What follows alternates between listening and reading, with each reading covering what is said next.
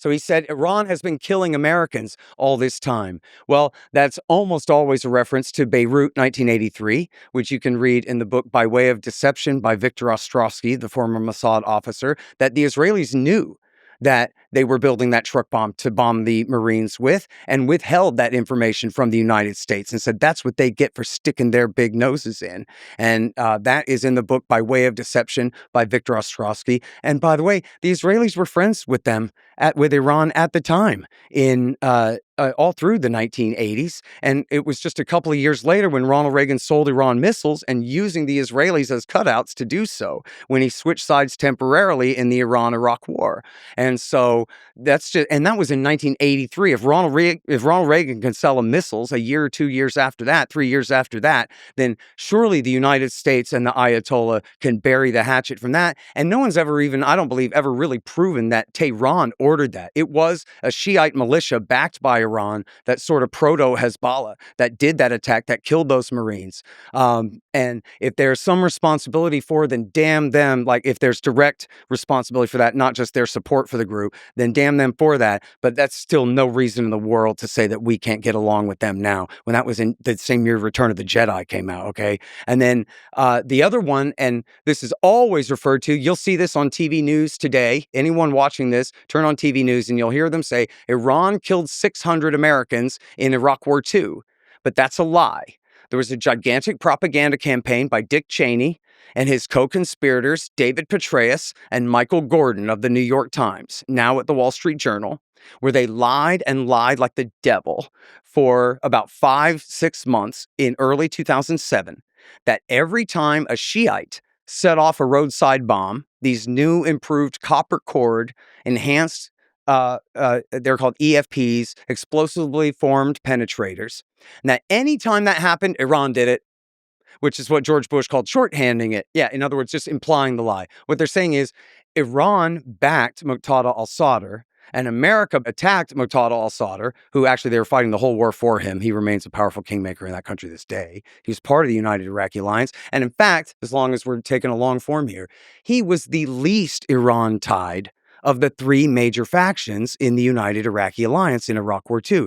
The other 2 major factions were Dawa and the Supreme Islamic Council, and they had been living in Iran for the last 20 years. They're the ones who came and took over Baghdad. Muqtada al-Sadr was a Shiite and close to Iran, but he's also an Iraqi nationalist. And at times he allied with the Sunnis and tried to limit American and Iranian influence in the country, was more of an Arab and an Iraqi nationalist. And the Americans decided they hated him the most, not because he was the most Iran-tied, but because he was willing to tell us and them to get the hell out. And America was betting that if we backed the same parties that Iran backed in Iraq War II, that they would eventually end up needing our money and guns more than they would need their Iranian friends and co-religionists and sponsors next door, which of course did not work out. And America's had minimal influence in supermajority Shiite Iraq ever since the end of Iraq War II. And we can get back later in the show to how Israel helped lie us into that horrific war as well. But the fact of the matter is, it was not Iranians setting off those bombs, and it was not even Iranians making those bombs.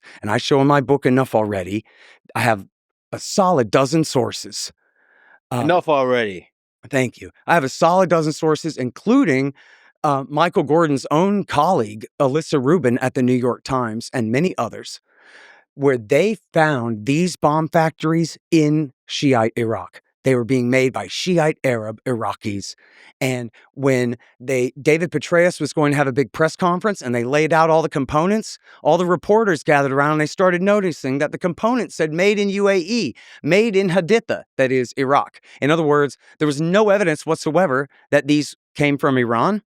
And then they called off the press conference, and Stephen Hadley, George Bush's second national security advisor, admitted that, yeah, we didn't have the evidence that we needed to present that. And I also quote one Marine and one high-level Army intelligence officer in there who were deeply involved in Iraq War, reconfirming that there was never any evidence that these bombs were coming across from Iran.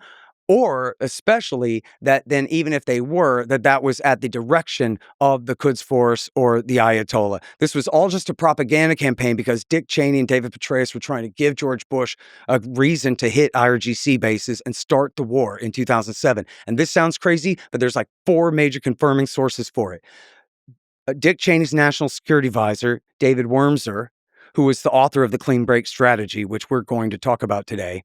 David Wurmser in 2007 was saying, we want to work with the Israelis to start the war with Iran to force George Bush, to do an end run around George Bush and force him into the war. And that was reported originally by Stephen Clemens in the Washington Note, but it was later confirmed in the New York Times and by the Washington Post reporter Barton Gellman in his book Angler on Dick Cheney, that there was this huge, this was the end that they were going for, was they were trying so hard to force a war in 2007. And it was the commander of CENTCOM, Admiral Fallon, who said, over my dead body, we are not doing this. And then a few months later, the National Intelligence Council put out their NIE saying that there is no nuclear weapons program at all. And W. Bush complained in his memoir, Lex, that in his story, it's the Saudi king, His Royal Highness Abdullah, rather than Ehud Olmert. But he's saying, I'm sorry, Your Highness, Majesty, I can't attack Iran's nuclear program because my own intelligence